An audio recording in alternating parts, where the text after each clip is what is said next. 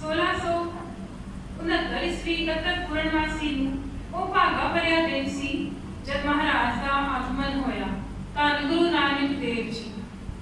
ਇਹ ਪੂਰਨਮਾਸੀ ਜੋ ਅਨੰਤ ਕਾਲ ਤੋਂ ਆ ਰਹੀ ਸੀ ਤੇ ਗੁਰੂ ਨਾਨਕ ਸਾਹਿਬ ਦੇ ਆਗਮਨ ਦੇ ਨਾਲ ਅਮਰ ਹੋ ਗਈ। ਕੱਤਕ ਦੀ ਪੂਰਨਮਾਸੀ ਸਦਾ ਲਈ ਯਾਦ ਰਹੇਗੀ। महाकवि तुलसी का कहना है, जब जब होए धर्म की हानि बहने असुर अधम अभिमानी, तब तब विपद कर प्रभु शरीरा हरे कृपा निध सज्जन पीरा। जद जद संसार दे विच अनर्थ होंदा है तद तद अवतारी पुरुष संसार ते आउंदे ने। तुलसा दाई दे मुखार बिंद तो निकले वचन, ए ते कोई सूर्या आफ्ताब आया है।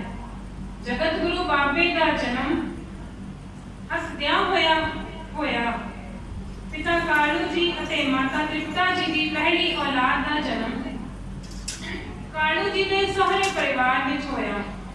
तृप्ता जी का उन्हां दिनां विच वासा माता पिता के गृह विखे सी। बच्ची का जन्म होया नानी की रचना तो निकलिया ए नानकियां दी है। नानी नाने का बड़ा प्यार ए नानी दी है। नाना कहता है नाने दी है। स्वाभाविक ना पै गया नानकी। मुद्दत पा राय होए दी तलवंडी विच ਕੱਤਕ ਦੀ ਪੂਰਨਮਾਸੀ ਨੂੰ सन 1469 ईस्वी ਨੂੰ ਤ੍ਰਿਪਤਾ ਜੀ ਦੀ ਕੁੱਖ ਤੋਂ ਪਿਤਾ ਕਲਿਆਣ ਦਾਸ ਜੀ ਦੇ ਘਰ ਵਿੱਚ ਦੂਸਰੀ ਔਲਾਦ ਦਾ ਜਨਮ ਹੋਇਆ। ਤ੍ਰਿਪਤਾ ਜੀ ਨੇ ਇਸ ਬਾਲਕ ਨੂੰ ਚੁੱਕ ਕੇ ਨਾਨਕੀ ਦੀ ਗੋਦ ਵਿੱਚ ਪਾਇਆ ਤੇ ਆਖਿਆ ਹੈ, ਐ ਨਾਨਕੀ ਦਾ ਨਾਨਕ। नानकी दा वीर नानक। पुत्री दा नाम नानी ने रखिया, पुत्र दा नाम माता ने रखिया। बच्चियां नाल आप खेडदे ने पर खेडिया भी आप धुनी सतनाम दी लाउंदे ने। आम लोकां दा किसे हद तक खेड भी धर्म है, पर बाबे दा खेड भी धर्म है, साधना है। भगत कबीर जी कहते ने, माथे तिलक हथ माला बाना लोगन राम खिलौना जाना। आप जब 8 वरियां दे होए ते माता पिता ने गोपाल पांडे कोल पढ़न पाया।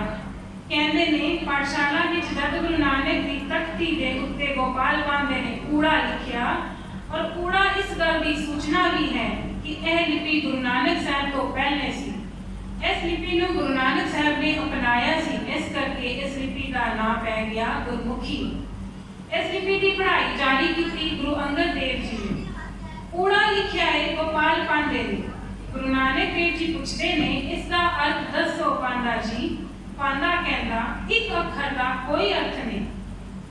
ਅੱਖਰ ਇੱਕ ਦੋ ਅਕਸ਼ਰ ਜੁੜਨ ਪੂਰਾ ਸ਼ਬਦ ਬਣੇ ਤੇ ਫਿਰ ਉਸ ਦੇ ਅਰਥ ਹੋ ਸਕਦੇ ਨੇ। ਇੱਕ ਅੱਖਰ ਦਾ ਤੇ ਕੋਈ ਵੀ ਅਰਥ ਨਹੀਂ ਹੁੰਦਾ। बालक गुरु नानक देव जी फरमान करते हैं, पांडा जी कि ई कूड़ा बेमायने है। पांडा जी कहते, हाँ बेमायने है, ऐसे कोई मायने नहीं। तब गुरु नानक देव जी महाराज एकदम अपने वस्त्र झाड़ के खड़े हो गए। कहते, पांडा जी फिर बेमायने अक्षर मैं नहीं पढ़ने। आप जैसे ही चलने ने पांडे ने डांट के रोका। कहते, नानक जी गल सुनो, एक अखर का मायना नहीं हुंदा। सतगुरु जी कहते, जे अर्थ आउंदे होण ना तां ओड़ा भी किसी दिशा की प्रेरणा देंदा है। सारे ही कल्ले अखर किसी मार्ग की दिशा विखांदे हन, किसी होंद नूं जोड़दे हन।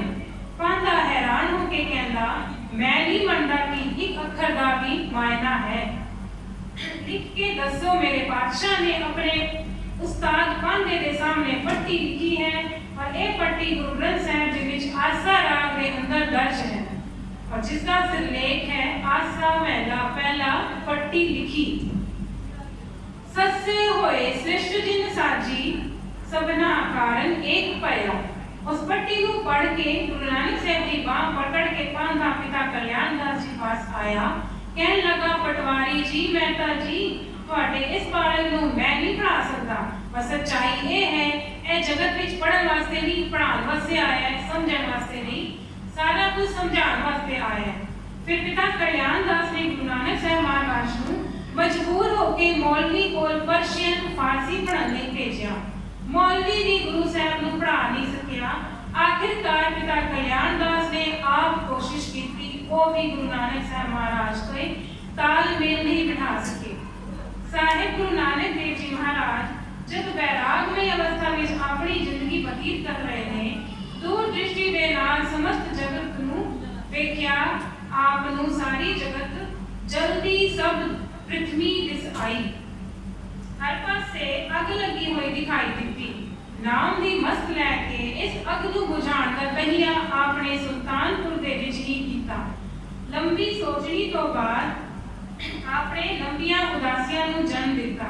ਗੁਰੂ ਸਾਹਿਬ ਨੇ 4 ਉਦਾਸੀਆਂ ਕੀਤੀਆਂ, ਇੱਕ ਉਦਾਸੀ 12-12 ਸਾਲ ਦੀ। ਕਈ ਦਫਾ ਪ੍ਰਸ਼ਨ ਖੜਾ ਹੁੰਦਾ ਹੈ, ਗੁਰੂ ਨਾਨਕ ਨੇ ਇਤਨਾ ਭ੍ਰਮਣ ਕਿਉਂ ਕੀਤਾ? ਇਤਿਹਾਸਕਾਰਾਂ ਦੇ ਕਥਨ ਅਨੁਸਾਰ ਲਗਭਗ 82,000 ਮੀਲ ਦਾ ਇਹ ਪੈਦਲ ਸਫ਼ਰ ਬਣਦਾ ਹੈ। ਜਦ ਸਾਰੀ ਦੁਨੀਆ ਦੇ ਦੁੱਖ ਨੂੰ ਗੁਰੂ ਨਾਨਕ ਸਾਹਿਬ ਨੇ ਆਪਣੇ ਹਿਰਦੇ ਵਿੱਚ ਥਾਂ ਦਿੱਤੀ, ਤਾਂ ਉਹ ਚੈਨ ਨਾਲ ਸੁਲਤਾਨਪੁਰ ਕਿਸ ਤਰ੍ਹਾਂ ਰਹਿ ਸਕਦੇ ਸਨ? ਸਾਹਿਬ ਸ੍ਰੀ ਗੁਰੂ ਨਾਨਕ ਦੇਵ ਜੀ ਮਹਾਰਾਜ ਦੀਆਂ ਮੂਲ ਰਚਨਾਵਾਂ ਜਪਜੀ ਸਾਹਿਬ ਅਤੇ ਸਿੱਧ ਗੋਸ਼ਟ ਹੈ। ਕਿਸੇ ਹੱਦ ਤੱਕ ਜਪਜੀ ਸਾਹਿਬ ਦਾ ਵੀ ਬਹੁਤ ਸਾਰਾ ਹਿੱਸਾ ਸਿੱਧ ਚਰਚਾ ਹੈ, ਜੋਗੀਆਂ ਨਾਲ ਚਰਚਾ ਹੈ, ਔਰ ਇਹ ਉਸ ਵਕਤ ਦਾ ਸਿਰਮੌਰ ਧਰਮ ਸੀ। ਜੋਗ ਮਤ ਔਰ ਸਮੁੱਚੇ ਭਾਰਤ ਵਿੱਚ ਇਹ ਛਾਏ ਹੋਏ ਸਨ। ਰਿੱਧੀਆਂ ਸਿੱਧੀਆਂ ਹੋਣ ਦੇ ਨਾਤੇ ਇਹਨਾਂ ਦੀ ਪੂਜਾ ਪ੍ਰਤਿਸ਼ਠਾ ਵੀ ਬੜੀ ਸੀ, ਲੇਕਿਨ ਜੀਵਨ ਵਿੱਚ ਰਸ ਨਹੀਂ ਸੀ।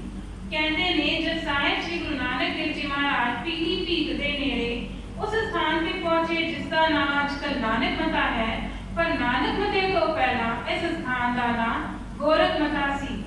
ਪਾਤਸ਼ਾਹ ਜੀ ਕਹਿੰਦੇ ਪਹੁੰਚਣ ਦੇ ਜੋਗੀਆਂ ਨੇ ਪਾਤਸ਼ਾਹ ਨੂੰ ਗੁਲਾਬ ਦਾ ਫੁੱਲ ਪੇਸ਼ ਕੀਤਾ। ਭਾਈ ਮਰਦਾਨਾ ਜੀ ਕਹਿੰਦੇ ਮਹਾਰਾਜ ਜੋਗੀ ਬੜਾ ਆਪ ਭਗਤ ਕਰ ਰਹੇ ਨੇ, ਪਰ ਮਹਾਰਾਜ ਕਹਿੰਦੇ ਨਹੀਂ ਮਰਦਾਨਿਆ, ਜੋਗੀ ਅੱਜ ਵੀ ਹਮੇਸ਼ਾ ਦੀ ਤਰ੍ਹਾਂ ਚਰਚਾ ਹੀ ਕਰ ਰਹੇ। ਮਰਦਾਨਿਆ ਜੋਗੀਆਂ ਨੇ ਇੱਕ ਫੁੱਲ ਭੇਟ ਨਹੀਂ ਕੀਤਾ, ਬਲਕਿ ਇੱਕ ਸਵਾਲ ਭੇਟ ਕੀਤਾ ਹੈ ਜਿਸ ਦਾ ਅਸੀਂ ਜਵਾਬ ਦੇਣਾ ਹੈ। ਮਹਾਰਾਜ ਨੇ ਉਹਦੀ ਸੁਗੰਧੀ ਦਾ ਆਨੰਦ ਮਾਣਿਆ, ਉਹ ਫੁੱਲ ਜੋਗੀਆਂ ਨੂੰ ਵਾਪਸ ਕਰ ਦਿੱਤਾ। ਜੋਗੀ ਕਹਿਣ ਲੱਗੇ ਮਹਾਰਾਜ ਇਹ ਕਬੂਲ ਨਹੀਂ। ਕਿਉਂ? ਮਹਾਰਾਜ ਕਹਿਣ ਲੱਗੇ ਫੁੱਲ ਬਹੁਤ ਖੂਬਸੂਰਤ ਹੈ, ਬਹੁਤ ਸੁਗੰਧੀ ਹੈ, ਪਰ ਨਾਨਕ ਨੂੰ ਉਹ ਫੁੱਲ ਚਾਹੀਦਾ ਹੈ ਜੋ ਕਿਸੇ ਫਲ ਨੂੰ ਵੀ ਜਨਮ ਦੇਵੇ। ਇਸ ਫੁੱਲ ਵਿੱਚੋਂ ਫਲ ਦਾ ਜਨਮ ਨਹੀਂ ਹੋਣਾ। ਅਸਲ ਦੇ ਯੋਗੀਆਂ ਨੇ ਫੁੱਲ ਭੇਟ ਕਰਕੇ ਇਹ ਪੁੱਛਿਆ, ਜਦ ਤੁਸੀਂ ਇਤਨੇ ਮਹਾਨ ਹੋ, ਤੁਸੀਂ ਜੋਗੀ ਬਣ ਜਾਓ, ਅਸੀਂ ਤੁਹਾਨੂੰ ਸਿਰਮੌਰ ਬਣਾ ਦੇਵਾਂਗੇ। ਦਰਸ਼ਨ ਭੇਟ ਕਰੋ ਜੋਗਿੰਦਰਾ, ਮੁੰਦਰਾ ਝੋਲੀ ਕਿੰਥਾ, ਬਾਰੇ ਅੰਦਰ ਏਕ ਸਰੇਗੋ, ਖਟਦਰ ਸਨ ਇੱਕ ਪੰਥਾ। ਜੇ ਤੁਸੀਂ ਜੋਗੀਆਂ ਵਾਲੇ ਚਿੰਨ੍ਹ ਧਾਰਨ ਕਰ ਲਓ ਤੇ ਅਸੀਂ ਤੁਹਾਨੂੰ ਜੋਗੀਆਂ ਦਾ ਮੁਖੀ ਬਣਾ ਦੇਵਾਂਗੇ। ਮਹਾਰਾਜ ਕਹਿੰਦੇ ਨਾਨਕ ਨੂੰ ਰਿੱਧੀਆਂ ਸਿੱਧੀਆਂ ਨਹੀਂ ਚਾਹੀਦੀਆਂ, ਨਾਨਕ ਨੂੰ ਪ੍ਰਭੂ ਗਿਆਨ ਨਾਮ ਦਾ ਫਲ ਚਾਹੀਦਾ ਹੈ। ਤੇ ਮੈਂ ਜਗਤ ਦੀ ਝੋਲੀ ਵਿੱਚ ਉਹ ਫੁੱਲ ਪਾਣਾ ਚਾਹੁੰਦਾ ਹਾਂ ਜਿਸ ਫੁੱਲ ਤੋਂ ਨਾਮ ਦਾ ਫਲ ਵੀ ਹੈ। ਇਹ ਚਰਚਾ ਸਿੱਧਾ ਨਾਲ ਸੁਮੇਰ ਪਰਬਤ ਤੇ ਹੋਈ, ਜਿਸ ਦਾ ਵਰਣਨ ਗੁਰੂ ਗ੍ਰੰਥ ਸਾਹਿਬ ਵਿੱਚ ਸਿੱਧ ਗੋਸ਼ਟ ਬਾਣੀ ਵਿੱਚ ਅੰਕਿਤ ਹੈ। ਭ੍ਰਮਣ ਕਰਦੇ ਹੋਏ ਗੁਰੂ ਨਾਨਕ ਪਾਤਸ਼ਾਹ ਭਾਈ ਮਰਦਾਨਾ ਤੇ ਭਾਈ ਵਾਲਾ ਨਾਲ ਗਇਆ ਵਿਹਾਰ ਪੁੱਜੇ। ਭਾਈ ਮਰਦਾਨਾ ਜੀ ਨੇ ਗੁਰੂ ਪਾਤਸ਼ਾਹ ਨੂੰ ਕਿਹਾ, ਗੁਰੂ ਜੀ ਗਇਆ ਤੀਰਥ ਦਾ ਵਰਣਨ ਮੈਂ ਸੁਣਨਾ ਚਾਹੁੰਦਾ ਹਾਂ। ਗੁਰੂ ਜੀ ਨੇ ਦੱਸਿਆ, ਇਸ ਧਰਤੀ ਤੇ ਗਿਆਸੀ ਨਾਂ ਦਾ ਇੱਕ ਦੈਤ ਸੀ। ਉਸਨੇ ਪਰਮਾਤਮਾ ਦੀ ਬੜੀ ਤਪੱਸਿਆ ਕੀਤੀ। ਉਹਦੀ ਤਪੱਸਿਆ ਤੋਂ ਖੁਸ਼ ਹੋ ਕੇ ਈਸ਼ਵਰ ਨੇ ਉਹਦੇ ਕੋਲ ਪੁੱਛਿਆ, ਮੈਂ ਤੇਰੇ ਤੋਂ ਬੜਾ ਪ੍ਰਸੰਨ ਹਾਂ, ਵਰ ਮੰਗ, ਤੈਨੂੰ ਕੀ ਚਾਹੀਦਾ ਹੈ? ਗਿਆਸੀ ਨੇ ਇੱਕ ਵਾਰ ਮੰਗਿਆ ਕਿ ਇਸ ਧਰਤੀ ਦਾ ਕੋਈ ਵੀ ਪ੍ਰਾਣੀ ਨਰਕਾਂ ਤੇ ਨਾ ਜਾਏ। ਈਸ਼ਵਰ ਨੇ ਕਿਹਾ, ਜੇ ਮੈਂ ਤੈਨੂੰ ਇਹ ਆਸ਼ੀਰਵਾਦ ਦੇ ਦਿਆਂ ਤੇ ਮਰਿਆਦਾ ਭੰਗ ਹੋ ਜਾਏਗੀ। ਜੇ ਕਿਸੇ ਨੂੰ ਪਾਪ ਦਾ ਫਲ ਨਹੀਂ ਮਿਲੇਗਾ ਤੇ ਈਸ਼ਵਰ ਦੁਆਰਾ ਇਹ ਨਿਯਮ ਸਮਾਪਤ ਹੋ ਜਾਏਗਾ। ਤੇ ਗਿਆਸੀ ਨੇ ਕਿਹਾ, ਮਹਾਰਾਜ ਤੁਸੀਂ ਸਭ ਜੀਵਾਂ ਦੇ ਪਾਪ ਪੁੰਨ ਮੈਨੂੰ ਦੇ ਦਿਓ। ਫਿਰ ਗਿਆਸੀ ਨੇ ਈਸ਼ਵਰ ਦੇ ਵਰਦਾਨ ਦਿੱਤਾ। ਕਿਹਾ, ਗਿਆਸੀ ਤੂੰ ਇਸ ਸਥਾਨ ਤੇ ਨਿਵਾਸ ਕਰ, ਜਿਹੜਾ ਵੀ ਇਸ ਤੀਰਥ ਸਥਾਨ ਤੇ ਜਾਏਗਾ, ਉਹ ਜਿਹੜਾ ਵੀ ਇੱਥੇ ਆਪਣਾ ਪਿੰਡ ਦਾਨ ਕਰੇਗਾ, ਸ਼ੀਘਰ ਸ਼ਾਸਤਰ ਅਨੁਸਾਰ ਕਰੇਗਾ, ਉਹਦੇ ਪਿਤਰਾਂ ਦਾ ਉਧਾਰ ਹੋਵੇਗਾ। ਉੱਥੇ ਦੀ ਪੰਡਤਾਂ ਨੇ ਗੁਰੂ ਜੀ ਨੂੰ ਕਿਹਾ ਕਿ ਤੁਸੀਂ ਵੀ ਇੱਥੇ ਪਿੰਡ ਦਾਨ ਕਰੋ ਤਾਂ ਕਿ ਤੁਹਾਡੇ ਪਿਤਰਾਂ ਨੂੰ ਸਵਰਗ ਦੀ ਪ੍ਰਾਪਤੀ ਹੋਵੇ। ਗੁਰੂ ਜੀ ਨੇ ਕਿਹਾ, ਆਸਾ ਮਹਿਲਾ ਪਹਿਲਾ, ਦੀਵਾ ਮੇਰਾ ਏਕ ਨਾਮ, ਦੁੱਖ ਵਿੱਚ ਪਾਇਆ ਤੇਲ, उन चांदन को सोखिया चुका जमस्यो मेल लोका मत को फकड़ पाए लख मड़िया कर एकटे एक रतीले पाए रहाओ पिंड पतल मेरी केसों किरिया सच नाम करतार ऐथे उथे आगे पाछे एह मेरा आधार पिंड पतल मेरी केसों करिया सच नाम करतार ऐथे उथे आगे पाछे एह मेरा आधार। गुरु नानक पातशाह कहते मेरे पातशाह परमात्मा का नाम ही दीवा है जो मेरी जिंदगी के रस्ते ते आत्मिक रोशनी करता है। उस दीवे ते मैं दुनिया के व्यापण वाले दुख पाए ने उस आत्मिक प्रकाश को वो दुख रूपी देव जलता है और जन्म तो ही मेरा भी समय समाप्त हो जाता है। ब्राह्मण जौ और चावल के आटे का पिंड देवता नूं देंदा है और दूजा पिंड पितरां नूं देंदा है और आप खेर पूड़ी जजमाना के घर खाता है। गुरु नानक पातशाह कहते ब्राह्मण द्वारा दिता गया यह पिंड कद तक टिकेगा। परमात्मा के मिहर का पिंड नाम सिमरन कदे समाप्त नहीं हो सकता। गुरु पातशाह की गल सुन के सारे ब्राह्मण गुरु जी की चरखी टिक पे। गुरु जी ने कहा परमात्मा का जप ही मोक्ष प्राप्ति का एकमात्र साधन है। श्री गुरु नानक देव जी महाराज 1539 ईस्वी श्री करतारपुर साहिब के ज्योति जोत समाये सन। गुरु जी ने मुक्ति का इस श्लोक उच्चारण किया।